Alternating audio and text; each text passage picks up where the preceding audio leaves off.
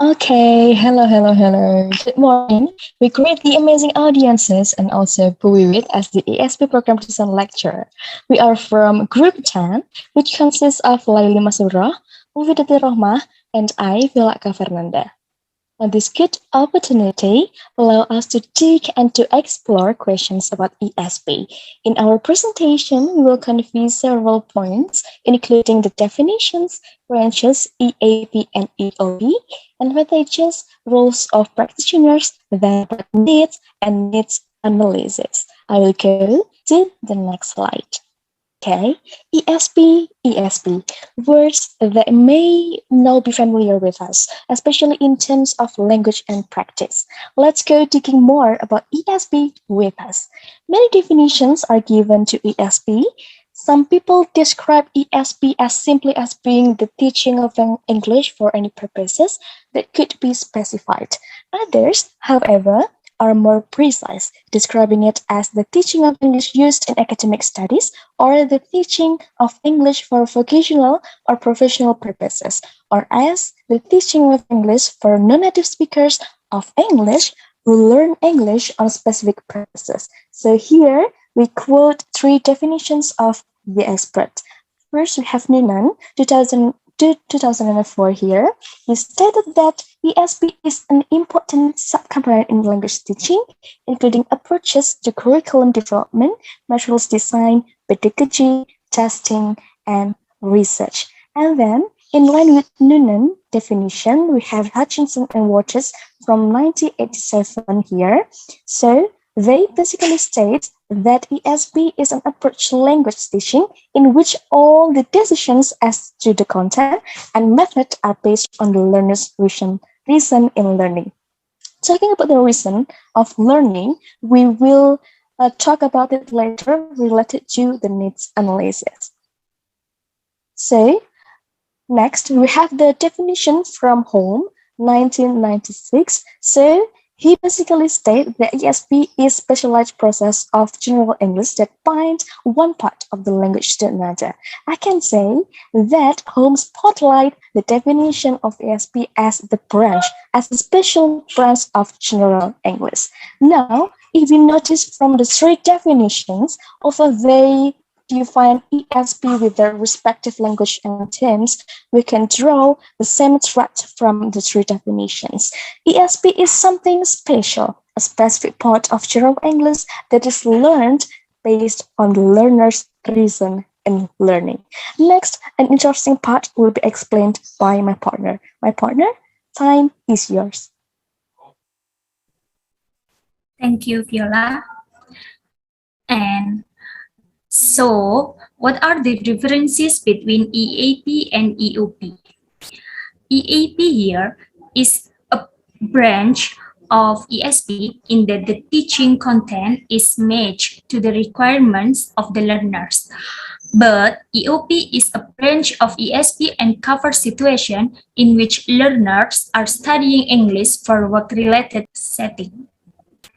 The next slide, please. And there are five the differences of ESP.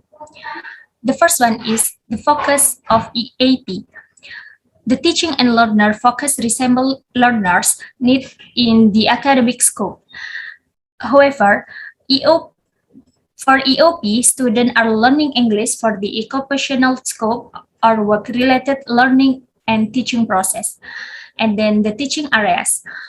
For EAP, usually including the specific language teaching, such as language component and skill. For example, grammar, vocabulary, pronunciation, reading, speaking, writing, and listening. However, for EOP, usually includes some specific training program related to specialty of work. And then the target student. The target student of EAP is intermediate to higher education students. For EOP is adult learners. There are two sub-branches of EAP, is English for general academic purposes and English for specific academic purposes. For example, English for academic writing, English for lab studies, and etc. And then for EOP, there are two sub-branches. The first one is English for occupational purposes and English for specific occupational purposes. For example, English for the hospitality industry, English for hotel receptionist, English for business, and etc. And the next slide will be presented by my partner. All right, thank you so much. After knowing the differences between EAP and EOP, now we have an interesting question about it. Where does English for vocational high school belong, EAP or EOP? As we know that vocational high school tends to prepare the students for pursuing their careers in a professional discipline, such as tourism, engineering, and multimedia.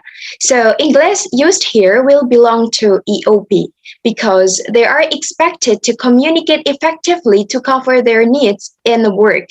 However, there is still a possibility where EAP is implemented in vocational high school because in reality, this kind of implementation will depend on each school's policy. Next slide, please.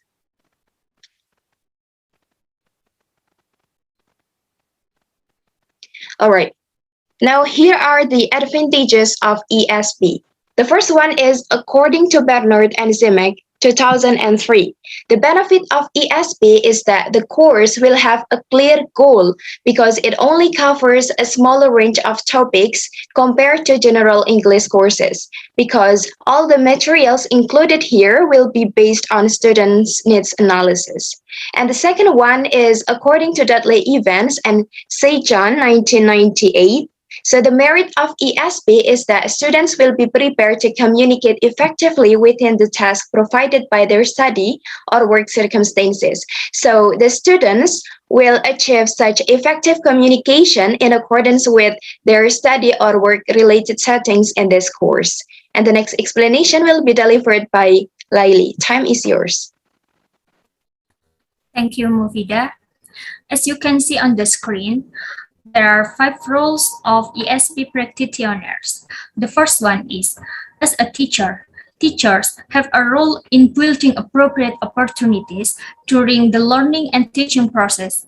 They must also utilize authentic materials to increase student motivation and apply appropriate teaching methodologies to meet students' needs.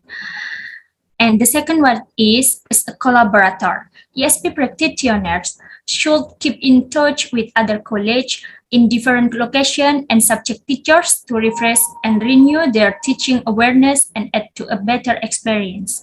And the third one is, as a course designer and material provider, ESP practitioners must design their syllabus, which suits the needs of students and arrange teaching materials, whether they are original or handmade, based on the availability of materials taught in the ESP program. And then, as a researcher, ESP practitioners must know the needs of their learners, such as their goals and different types of interests. They can follow the research on the subject matter and prepare the target material. So, the syllabus defined and the material prepared by the teacher must meet the target situation of the students. And the last one is, as an evaluator. The evaluation system is not a new step for ESP course. It is already applied in general English courses. In ESP, evaluation of techniques and teaching materials, in addition to student assessment, is evident. Dudley Evans and John, 1998, states that the evaluation system is an ongoing process. For example, during the course, at the end of the course, and after the course is finished. This evaluation process makes the syllabus valid up to date. ESP practitioner should be familiar with the evaluation process and how to assess appropriate learners. They should check the effectiveness of the syllabus for learners as a previous attempt for its use. Next slide, please.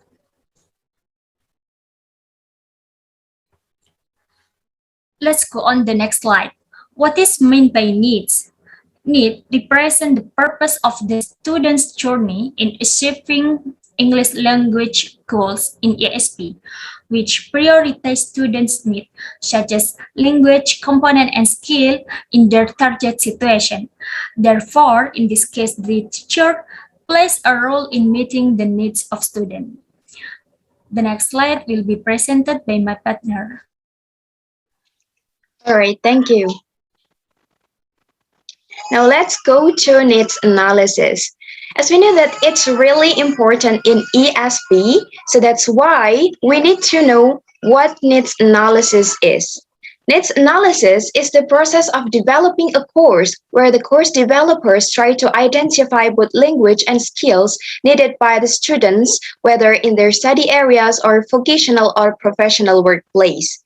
So this identification is made in accordance with their current situation of knowledge, perceptions of needs, and then the feasible chances and also limitations of the teaching context. And over the years, needs analysis has become increasingly sophisticated. So it's not only about analyzing language use and skills in their target situation, but also learners and teaching context factors. Next slide, please.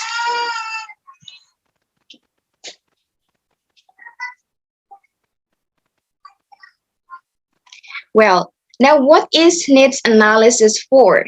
Needs analysis is aimed to determine and refine both ESP courses content and method through identifying what specific language and skills needed by a particular group of students based on their work or study-related reasons. So, in other words, needs analysis is used to collect the information of students' needs, and it can help us to identify their knowledge and skills gaps and also identify the areas that need to be prioritized. Furthermore, needs analysis can be intended to assess both learning and students at the end of the course. And the next explanation will be delivered by my partner. Viola, time is yours. Thank you, Mufida. Okay, everyone, related to needs analysis, of course, we need data to determine what the needs, wants, or probably the lacks are.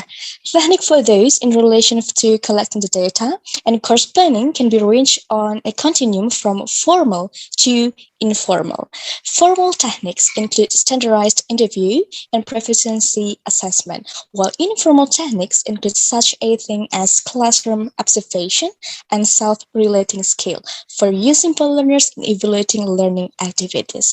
The techniques for investigating needs that are questionnaires related to survey, detailed interview, observation, personal chat, and focus group discussion. I will discuss about the questionnaire first. The questionnaire is somehow an economical way of capturing important information.